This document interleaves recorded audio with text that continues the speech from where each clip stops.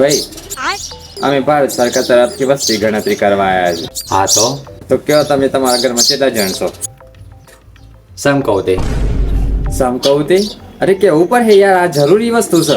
હું એ જ કરતા મારા ઘરમાં કેટલા જણ છે? તમારા ઘરમાં કેટલા જણા હશે? અરે હું કરવા આગળની વાત કરું. તો જ્યારે કેવું જ નહીં તો પૂછો શું કરવા? અરે આ મારું કામ છે પૂછવાનું. હું પૂછવાનું?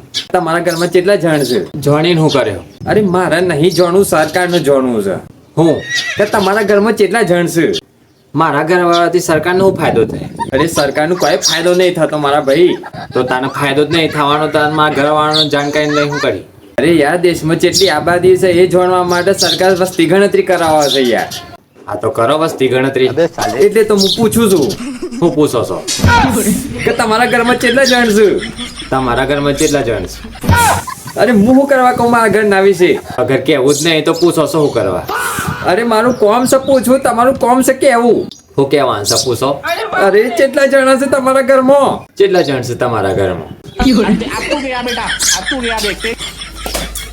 ઓય આ સોપડો લેતો જાને કે બારી કુટે.